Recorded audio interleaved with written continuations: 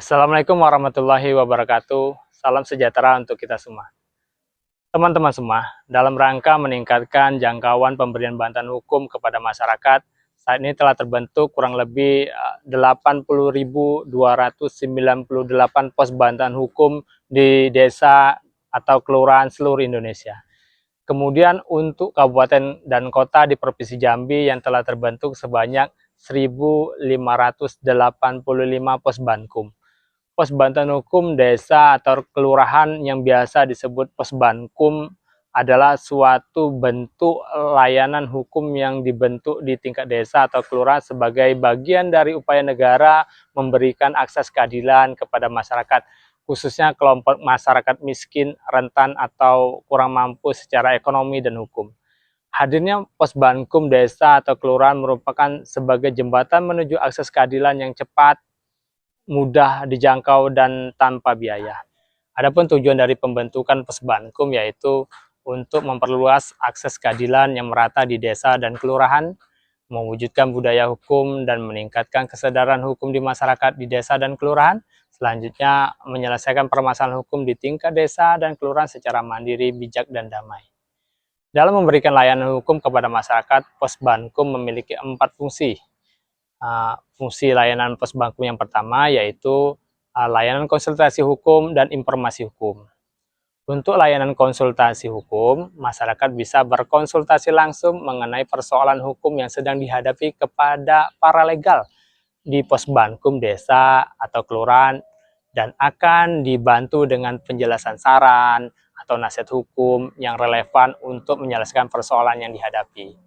Kemudian, layanan informasi hukum mencakup penyuluhan hukum dan pemberdayaan masyarakat. Layanan penyuluhan hukum bertujuan untuk memberikan pemahaman hukum secara umum kepada masyarakat. Penyuluhan hukum bisa dilakukan dengan berbagai bentuk seperti ceramah dan seminar.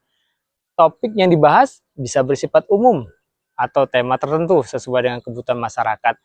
Topik kebutuhan masyarakat seperti tentang bahaya judi online, KDRT, perlindungan anak, dan bahaya narkoba, serta lain-lain. Dan layanan pemberdayaan masyarakat bertujuan untuk meningkatkan kesadaran kapasitas hukum masyarakat. Kegiatan pemberdayaan ini berupa pelatihan keterampilan hukum atau bimbingan teknis, BIMTEK. Kemudian fungsi layanan Posbankum yang kedua yaitu layanan bantuan hukum dan advokasi. Di sini menjadi tempat koordinasi dalam penyelesaian perkara hukum di wilayah tersebut, terutama yang membutuhkan pendampingan ke tahap litigasi. Ruang ini menjadi tempat koordinasi aparat penegak hukum, penyuluh hukum, dan pendamping desa. Selanjutnya, fungsi layanan Posbankum yang ketiga yaitu layanan penyelesaian konflik melalui mediasi. Di sini menjadi tempat kepala desa atau lurah yang berstatus non-litigation peacemaker atau mendapat gelar NLP dan para legal desa sebagai juru damai di desa. Penyelesaian konflik yang terjadi di desa atau kelurahan secara non-litigasi dan damai.